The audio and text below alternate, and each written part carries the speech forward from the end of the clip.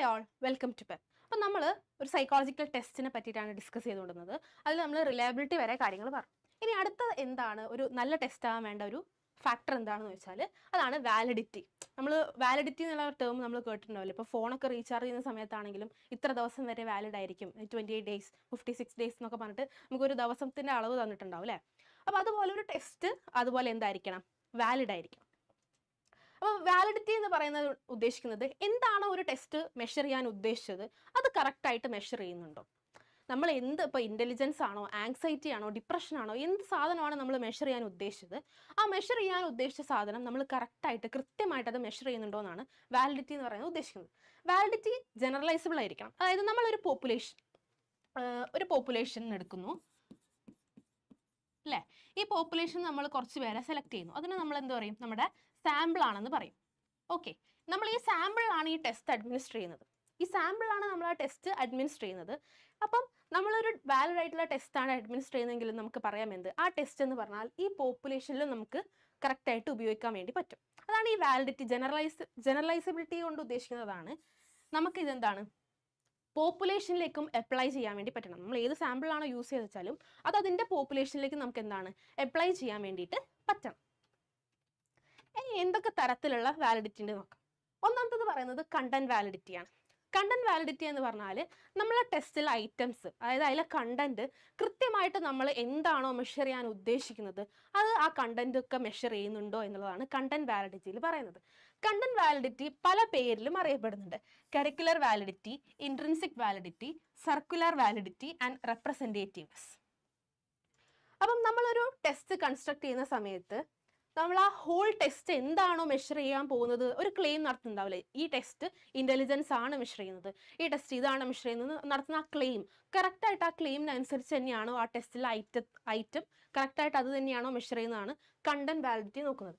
അത് അതിലെ കണ്ടന്റ് എന്താണ്, കണ്ടന്റ് ആണോ പ്രത്യേകം കൊടുക്കുന്നത്. ആ കണ്ടന്റ് നമ്മൾ എന്ത് മെഷർ ചെയ്യുന്നതാണോ പറഞ്ഞത് അത് കൃത്യമായി ആ കണ്ടന്റ് മെഷർ ചെയ്യുന്നുണ്ടോ എന്നാണ് കണ്ടന്റ് വാലിഡിറ്റിയിൽ നോക്കേണ്ടത്. ഓക്കെ, കണ്ടന്റ് വാലിഡിറ്റി നമ്മൾ പ്രധാനമായിട്ടും 2 തരത്തിലാണ് എക്സാമിൻ ചെയ്യുന്നത്. ഒന്നുകിൽ നമ്മൾ സ്റ്റാറ്റിസ്റ്റിക്കൽ ടെക്നിക്സ് യൂസ് ചെയ്യും, അതല്ലെങ്കിൽ നമ്മൾ എന്താണ് എക്സ്പേർട്ടിൻ്റെ ജഡ്ജ്മെൻറ്റ് യൂസ് ചെയ്തിട്ടായിരിക്കും നമ്മൾ കണ്ടന്റ് വാലിഡിറ്റി നോക്കുന്നത്. കണ്ടന്റ് വാലിഡിറ്റി നമ്മൾ പ്രധാനമായിട്ടും ഇപ്പം യൂസ് ചെയ്യുക അച്ചീവ്മെൻറ്റ് ടെസ്റ്റ് അല്ലെങ്കിൽ പ്രൊഫഷൻസി ടെസ്റ്റിലൊക്കെയാണ്. അച്ചീവ്മെൻറ്റ് ടെസ്റ്റിലും അതല്ലെങ്കിൽ പ്രൊഫഷൻസി ടെസ്റ്റിലൊക്കെയാണ് നമ്മൾ കണ്ടന്റ് വാലിഡിറ്റി കൃത്യമായിട്ട് യൂസ് ചെയ്യുന്നത്. ഓക്കെ, ഇപ്പോൾ നമ്മൾ പറയുകയാണ് ഒരു ഹൈ കോറിലേഷൻ ഉണ്ട്, ഒരു ടെസ്റ്റിൻ്റെ ഹൈ കോറിലേഷൻ ഉണ്ടെങ്കിൽ നമുക്ക് എന്ത് പറയാം, അവിടെ കണ്ടന്റ് വാലിഡിറ്റിയും ഹൈ ആവാനുള്ള ചാൻസ് ഉണ്ട്. ഓക്കെ, റിലയബിലിറ്റി ആൻഡ് വാലിഡിറ്റി തമ്മിൽ എന്താ നല്ലൊരു ബന്ധമുണ്ട്. റിലയബിലിറ്റിയും വാലിഡിറ്റിയും ഭയങ്കര ഡിപ്പെൻഡൻ്റ് ആണെന്ന് വേണമെങ്കിൽ പറയാം. അതായത് വാലിഡിറ്റി എന്ന് പറയുന്ന സാധനം ഡിപ്പെൻഡ്സ് ഓൺ റിലയബിലിറ്റി. അതായത് ഒരു ടെസ്റ്റ് ഹൈലി റിലയബിൾ ആണെങ്കിൽ അത് വാലിഡ് ആവാനുള്ള ചാൻസ് ഉണ്ട്. നേരെ തിരിച്ചു പറയാൻ പറ്റില്ല. വാലിഡ് ആണെങ്കിൽ റിലയബിൾ എന്നല്ല, ഒരു ടെസ്റ്റ് ഹൈലി റിലയബിൾ ആണെങ്കിൽ അത് വാലിഡ് ആവാനുള്ള ചാൻസും ഉണ്ട്. ഇനി നമ്മൾ കണ്ടന്റ് വാലിഡിറ്റി പറഞ്ഞു. കണ്ടന്റ് വാലിഡിറ്റി കഴിഞ്ഞിട്ടാണ് ഫേസ് വാലിഡിറ്റി. അതായത് ഫേസ് എന്ന് പറയുമ്പോൾ നമ്മൾ മുഖം ഉദ്ദേശിക്കുന്ന പോലെ അപ്പിയറൻസ് ആണ് ഉദ്ദേശിക്കുന്നത്. ഒരു ടെസ്റ്റ് അത് അതിൻ്റെ അപ്പിയറൻസിൽ എന്താണ്, അതെന്താ മെഷർ ചെയ്യാൻ പോകുന്നത്. ഇപ്പോൾ ഇൻ്റലിജൻസ് മെഷർ ചെയ്യാൻ പോകുന്ന ഒരു ടെസ്റ്റ് ആണെങ്കിൽ ഏകദേശം ആ ഐറ്റത്തിൻ്റെ ഒക്കെ ഒരു അപ്പിയറൻസ് അത് വായിച്ചിട്ട് ഏകദേശം ഒരു ധാരണ എന്ന് പറഞ്ഞാൽ ഓക്കെ ഇതുകൊണ്ട് ഏകദേശം എന്താണ് അവരുദ്ദേശിച്ച കാര്യം തന്നെയാണ് മെഷർ ചെയ്യുന്നത്. മറ്റേ കണ്ടന്റ് എന്ന് പറയുമ്പോൾ എന്താണ് അവിടെ സ്ട്രിക്റ്റ് ആയിട്ട് ആ സാധനം തന്നെ മെഷർ ചെയ്യപ്പെടണം. ഇത് ആ ഒരു മിയർ അപ്പിയറൻസിനെയാണ് നമ്മൾ ഫേസ് വാലിഡിറ്റിയിൽ ഉദ്ദേശിക്കുന്നത്. Not what the test actually claims to measure, but what it appears to measure superficially. ആ ടെസ്റ്റ് മെഷർ ചെയ്യാൻ പോകുന്നത് ആക്ച്വലി ആ ടെസ്റ്റ് മെഷർ ചെയ്യാൻ പോകുന്ന സാധനം എന്നുള്ള രീതിക്കല്ല, അതിൻ്റെ ഒരു അപ്പിയറൻസിൽ എന്താണ് അത് ഇതാണ് മെഷർ ചെയ്യുന്നത് എന്ന് അത് കാണാൻ ഏകദേശം നമ്മൾ ഉദ്ദേശിച്ച ടെസ്റ്റ് പോലെയാണ് ഉള്ളത് എന്നുള്ള ആ ഒരു അപ്പിയറൻസിനെയാണ് ഫേസ് വാലിഡിറ്റി ഉദ്ദേശിക്കുന്നത്. ഓക്കെ, ഫേസ് വാലിഡിറ്റി കൂട്ടത്തിൽ 4 വാലിഡിറ്റി നമ്മൾ പറയുന്നുണ്ട്. അതിൽ ഏറ്റവും ലോവർ ലെവലായിട്ടാണ് ഫേസ് വാലിഡിറ്റി പറയാം. ഓക്കെ, ഈ ഫേസ് വാലിഡിറ്റി നമ്മൾ മെയിൻലി എന്താണ് ഒരു സോഷ്യൽ ആക്സെപ്റ്റൻസിനൊക്കെ വേണ്ടിയിട്ട്, അതായത് ഇപ്പോൾ ഒരു സാമ്പിളിന് നമ്മൾ ഈ ഒരു ക്വസ്റ്റ്യനർ കൊടുക്കുകയാണെങ്കിൽ അവർക്ക് ആ ഐറ്റം ആയിട്ടൊരു അപ്പിയറൻസ് വൈസ് ഇപ്പോൾ അവരോട് പറയുകയാണെങ്കിൽ ഈ ടെസ്റ്റാണ് ചെയ്യാൻ പോകുന്നത് പറഞ്ഞിട്ട് കിട്ടുന്ന ഐറ്റം ആയിട്ട് അവർക്ക് എന്താണോ പറഞ്ഞത് ആ ഒരു ടെസ്റ്റുമായിട്ട് അല്ലെങ്കിൽ ആ ഒരു കോൺസെപ്റ്റുമായിട്ട് ഈ ഐറ്റം ഒത്തുപോകുന്നില്ല എന്ന് അവർക്ക് തോന്നുകയാണെങ്കിൽ, ആ മിയറൊരു അപ്പിയറൻസ് ടെസ്റ്റ് കിട്ടി വായിച്ചുള്ള ആ അപ്പിയറൻസിൽ അവർക്ക് തോന്നുകയാണ്, അവർ ഇൻ്റലിജൻസ് എന്ന് പറഞ്ഞിട്ട് ഈ ഐറ്റം വായിച്ചിട്ട് അങ്ങനെയൊന്നും തോന്നില്ലല്ലോ എന്നുള്ള സമയത്ത് ആ ടെസ്റ്റ് ചെയ്യാനുള്ള ഒരു മോട്ടിവേഷൻ അവിടെ കുറഞ്ഞുകൊണ്ട് പോവാണ്. സോ എല്ലാ ടെസ്റ്റിലും ഫേസ് വാലിഡിറ്റി അത്യാവശ്യമാണ്. പക്ഷെ മൊത്തത്തിൽ നമ്മൾ ഫേസ് വാലിഡിറ്റി നോക്കുന്ന സമയത്ത് ഫേസ് വാലിഡിറ്റി ഒരു ലോവർ ലെവലിലാണ് നിൽക്കുന്നത്. കാരണം ആക്ച്വലി എന്ത് മെഷർ ചെയ്യുന്നു എന്നല്ല, ജസ്റ്റ് എന്ത് മെഷർ ചെയ്യുന്നു, അപ്പിയർ ചെയ്യുന്നത് എങ്ങനെയാണ്, എന്ത് മെഷർ ചെയ്യുന്നു എന്നാണ് ഈ ടെസ്റ്റ് അപ്പിയർ ചെയ്യുന്നത് എന്നാണ് ഉദ്ദേശിക്കുന്നത്. ഇനിയുള്ളത് ക്രൈറ്റീരിയൻ റിലേറ്റഡ് വാലിഡിറ്റി. അപ്പം നേരത്തെ നമ്മൾ പറഞ്ഞു, ഞാൻ അതിൻ്റെ ഒരു ഓർഡർ എഴുതി തരാം. ഏറ്റവും ലോവർ ലെവലിൽ ഫേസ് വാലിഡിറ്റിയാണ് കിടക്കുന്നത്. ഓക്കെ, അതിനെക്കാട്ടും ബെറ്റർ ആയിട്ടാണ് നമുക്ക് കണ്ടന്റ് വാലിഡിറ്റി ഉള്ളത്. ഓക്കെ, അതിനെക്കാട്ടും ബെറ്റർ ആയിട്ടാണ് നമുക്ക് ക്രൈറ്റീരിയൻ റിലേറ്റഡ് വാലിഡിറ്റി. അതിനെക്കാട്ടും മേലെയാണ് നമുക്ക് എന്തുള്ളത്, കൺസ്ട്രക്റ്റ് വാലിഡിറ്റി. ഓക്കെ, അപ്പോൾ ഈ ഒരു ഓർഡർ ഓർത്ത് വയ്ക്കുക. ഇങ്ങനെയാണ് ഇതിൻ്റെ ഒരു ഓർഡർ ഉള്ളത്. ഏറ്റവും ലോവർ ലെവലിൽ ഫേസ് വാലിഡിറ്റിയും ഏറ്റവും ഹയർ ലെവലിൽ കൺസ്ട്രക്റ്റ് വാലിഡിറ്റിയുമാണ് ഉള്ളത്.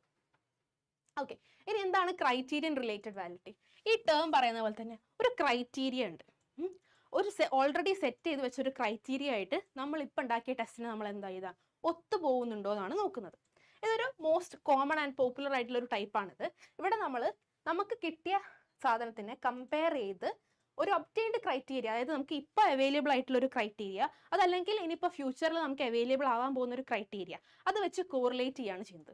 ഫോർ എക്സാമ്പിൾ, ഞാനിപ്പോൾ ഒരു പുതിയ ടെസ്റ്റ് ഡെവലപ്പ് ചെയ്യാണ്. ഞാൻ ആങ്സൈറ്റിയുടെ ഒരു ടെസ്റ്റ് ഡെവലപ്പ് ചെയ്യാൻ വിചാരിച്ചോ. എന്താ പറയുക, ഇപ്പം എൻ്റെ പേര് സാന്ദ്ര എന്നാണ്. അപ്പം ഞാൻ ഉണ്ടാക്കാൻ പോകുന്ന ഒരു ആങ്സൈറ്റിയുടെ സ്കെയിലാന്ന് വിചാരിച്ചോ. അപ്പം സാറ്റ് എന്ന് വിളിക്കാം, സാന്ദ്ര ആങ്സൈറ്റി ടെസ്റ്റ്. ഇത് നമ്മളായിട്ട് ഉണ്ടാക്കാൻ പോകുന്ന പുതിയൊരു ടെസ്റ്റാണ്. ഓക്കെ, അപ്പോൾ ഞാൻ ഉണ്ടാക്കാൻ പോകുന്ന ഈ ടെസ്റ്റ് ഞാൻ ഏതെങ്കിലും ഒരു തിയറി അല്ലെങ്കിൽ ഏതെങ്കിലും ഒരു ഇപ്പോൾ DSMO അല്ലെങ്കിൽ ICDയോ അവരൊക്കെ ആങ്സൈറ്റിക്ക് പറയുന്ന കുറച്ച് ക്രൈറ്റീരിയാസ് ഉണ്ടാവില്ലേ. ആങ്സൈറ്റി ആണെന്ന് കാണിക്കാൻ വേണ്ടി കുറച്ച് സിംറ്റംസോ കാര്യങ്ങളോ. അപ്പോൾ ഡയറക്റ്റായിട്ട് നമ്മൾ എഴുതുവാണോ ചെയ്യുക, ഐ ആം ആങ്ഷ്യസ്, അല്ലെങ്കിൽ എനിക്ക് എക്സാം ഉള്ള സമയത്ത് എനിക്ക് ആങ്സൈറ്റി ഉണ്ട്, എനിക്ക് ഇന്ന സിറ്റുവേഷനിൽ ആങ്സൈറ്റി ഉണ്ട്. നമ്മൾ ഡയറക്റ്റായിട്ട് ആങ്സൈറ്റി എഴുതാതെ ആങ്സൈറ്റി റിലേറ്റഡ് ആയിട്ടുള്ള സിംറ്റംസ് ആയിരിക്കും നമ്മൾ അല്ലാണ്ട് എഴുതുമല്ലേ. സോ ഞാനിപ്പോൾ ഉണ്ടാക്കിയ ഒരു ടെസ്റ്റാണ് SAT എന്ന് വിചാരിച്ചോ. അപ്പോൾ ഈ SATനെ ഞാൻ ICD അല്ലെങ്കിൽ DSMലുള്ള ആ ഒരു കാര്യങ്ങളുമായിട്ട് ഒത്തുചേരുന്നതിനെക്കാട്ടും നല്ലത് അതിനോട് വെച്ചിട്ടുണ്ടാക്കിയ ഓൾറെഡി സ്റ്റാൻഡർഡൈസ്ഡ് ആയിട്ടുള്ള ഒരു ടെസ്റ്റ് ഉണ്ടെങ്കിൽ, ആങ്സൈറ്റി മെഷർ ചെയ്യുന്ന ഓൾറെഡി സ്റ്റാൻഡർഡൈസ്ഡ് ആയിട്ടുള്ള ഒരു ടെസ്റ്റ് ഉണ്ടെങ്കിൽ അതുമായിട്ടാണ് ഞാനിവിടെ കോറിലേറ്റ് ചെയ്ത് നോക്കുക. അതായത് എൻ്റെ സാറ്റ് എന്ന് പറയുന്ന ടെസ്റ്റിനെ ഞാൻ ഓൾറെഡി സ്റ്റാൻഡേർഡ് ആയിട്ടുള്ള വേറൊരു ടെസ്റ്റുമായിട്ടാണ് ഒത്തു നോക്കുക. ഇതാണ് എൻ്റെ ക്രൈറ്റീരിയൻ. ഓക്കെ, ഇതാണ് എൻ്റെ ഇവിടുത്തെ ക്രൈറ്റീരിയൻ. ഈ ക്രൈറ്റീരിയനായിട്ടാണ് ഞാൻ എന്ത് ചെയ്യുന്നത്, ഒത്തു നോക്കുന്നത്. ഒന്നെങ്കിൽ ഈ ക്രൈറ്റീരിയൻ എനിക്ക് ഇപ്പം അവൈലബിൾ ആയിരിക്കും, അതായത് ഇതിൻ്റെ സ്കോറും കിട്ടും ഇതിൻ്റെ സ്കോറും കിട്ടും, എന്നിട്ട് ഞാൻ അത് തമ്മിൽ കമ്പയർ ചെയ്യുക അല്ലെങ്കിൽ കോറിലേറ്റ് ചെയ്യുകയാണ് ചെയ്യുന്നത്. ചിലപ്പോൾ അത് നമുക്ക് കറൻ്റ്ലി അവൈലബിൾ ആയിരിക്കും, അല്ലെങ്കിൽ ചിലപ്പോൾ കുറച്ച് ദിവസങ്ങളോ മാസങ്ങളോ കഴിഞ്ഞിട്ടായിരിക്കും അവൈലബിൾ ആവുക ആ സ്കോർ. അപ്പോൾ എന്താണ്, അവരുടെ ഒരു ടൈം ഗ്യാപ്പും വരുന്നുണ്ട്. ഓക്കെ, അപ്പോൾ ആ ടൈം ഗ്യാപ്പ് വരുന്ന സമയത്ത് രണ്ട് തരത്തിൽ നമുക്ക് എന്ത് ചെയ്യാം, ക്രൈറ്റീരിയൻ വാലിഡിറ്റിനെ തിരിക്കാം. കൺകറന്റ്, അതായത് കറണ്ട് ഇപ്പം തന്നെ, അതായത് എനിക്ക് ഓൾറെഡി ഞാൻ ചെയ്തു ആ ടെസ്റ്റ്, എന്നിട്ട് എൻ്റെ ടെസ്റ്റ്, അതായത് എൻ്റെ ആങ്സൈറ്റി ടെസ്റ്റും അതുപോലെ തന്നെ ആ സ്റ്റാൻഡർഡൈസ്ഡ് ആയിട്ടുള്ള ആങ്സൈറ്റി ടെസ്റ്റും തമ്മിൽ പ്രത്യേകിച്ച് ടൈം ഗ്യാപ്പ് ഇല്ലാന്ന് വിചാരിച്ചോ. ഒരു ടൈം ഗ്യാപ്പും ഇല്ലാതെ പെട്ടെന്ന് തന്നെയാണ് അത് ചെയ്യുന്നതെങ്കിൽ അത് കൺകറന്റ് വാലിഡിറ്റിയാണ്. ഇനി ഒരു ടൈം ഗ്യാപ്പ് ഉണ്ടെങ്കിൽ, അതായത് ഒരു ടൈം ഗ്യാപ്പ് ഉണ്ടെങ്കിൽ അപ്പോൾ കിട്ടുന്ന വാലിഡിറ്റി നമ്മൾ പ്രെഡിക്റ്റീവ് വാലിഡിറ്റി എന്ന് പറയും. അതായത് ഫ്യൂച്ചറിലാണ് നമുക്ക് ആ ക്രൈറ്റീരിയ അവൈലബിൾ ആയിട്ടുള്ളത്. അപ്പോൾ ഈ ഒരു ഡിഫറൻസ് മനസ്സിലാക്കുക.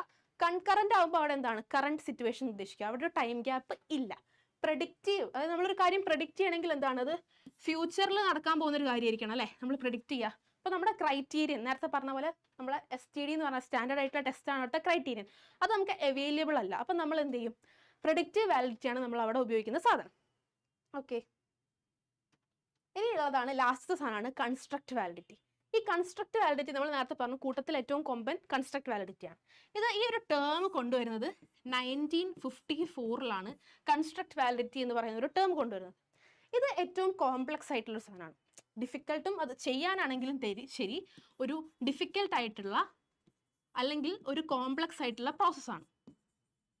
ഓക്കെ, കൺസ്ട്രക്റ്റ് എന്ന് പറയുന്നത്. അതുകൊണ്ട് തന്നെ ക്രൈറ്റീരിയൻ റിലേറ്റഡ് വാലിഡിറ്റിയോ അല്ലെങ്കിൽ കണ്ടന്റ് വാലിഡിറ്റിയോ നമുക്ക് ചെയ്യാൻ പറ്റാത്ത സാഹചര്യത്തിൽ അത് രണ്ടും കൊള്ളില്ല ഈ ഒരു ടെസ്റ്റിന് ആ ഒരു സന്ദർഭത്തിൽ മാത്രമേ നമ്മൾ കൺസ്ട്രക്ട് വാലിഡിറ്റി ചെയ്യാൻ വേണ്ടി പോകുന്നുള്ളൂ. അതൊരു കൺസ്ട്രക്റ്റുമായിട്ടാണ് നമ്മളിവിടെ ഒത്തുനോക്കുന്നത്. കൺസ്ട്രക്ട് എന്ന് പറഞ്ഞാൽ ഇൻ്റലിജൻസ്, നമുക്കൊരു തിയറി ഒക്കെ ഉണ്ടാവില്ലേ, ആ തിയറിയിൽ നിന്ന് ഡെവലപ്പ് ചെയ്യാനാണ് ഉദ്ദേശിക്കുന്നത്.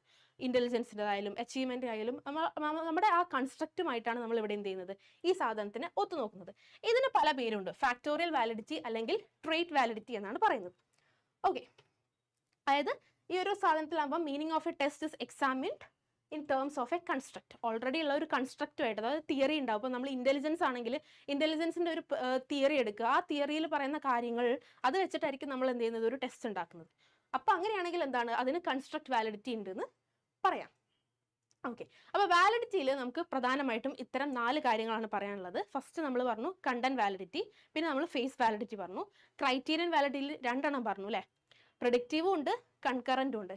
പിന്നെ ഉള്ളത് എന്താണ്, കൺസ്ട്രക്ട് വാലിഡിറ്റി. ഈ കൺസ്ട്രക്ട് വാലിഡിറ്റിയിൽ നമുക്ക് ശരിക്കും 2 ടൈപ്പ് പറയാം.